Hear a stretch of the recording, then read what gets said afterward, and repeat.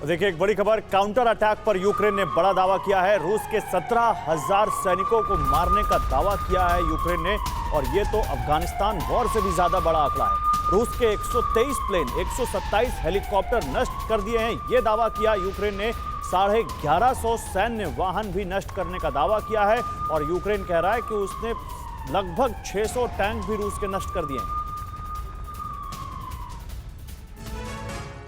रूस यूक्रेन जंग के 33वें दिन यूक्रेन ने रूस पर हावी होने का बड़ा दावा किया है।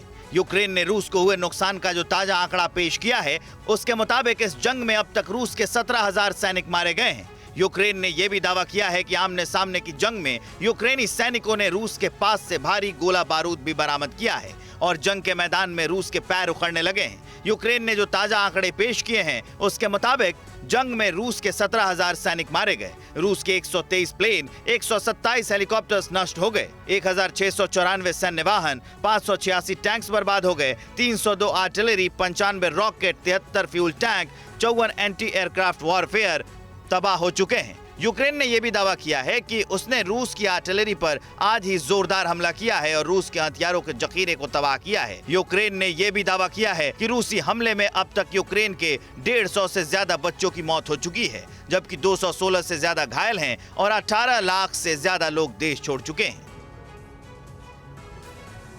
और देखिए, वही मिडिल ईस्ट की बात करें तो एक बार फिर से शुरू हो सकता है अजरबैजान आर्मीनिया के बीच भीषण जंग। अजरबैजान ने आर्मेनिया पर गोले बरसाए हैं। रूसी रक्षा मंत्रालय ने हमले को बेहद दुखद बताया।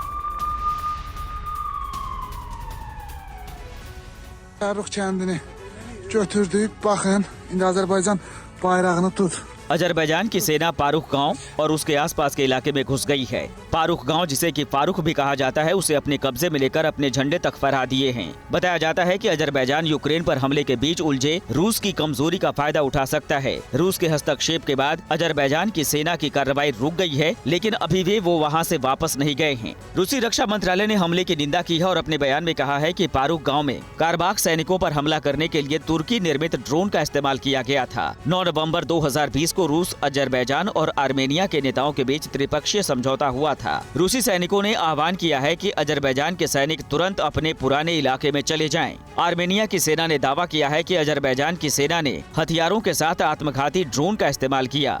रूस की शांति रक्षक सेना की ओर से कराई गई बातचीत बेनतीजा साबित हुई। हमले में आर्मेनिया के 5 सैनिक घायल हो गए हैं, जबकि अजरबैजान के 5 सैनिकों की मौत हो गई है। परवाह देश की, सोमवार से शुक्रवार रात 10 बजे TV9 भारतवर्ष पर।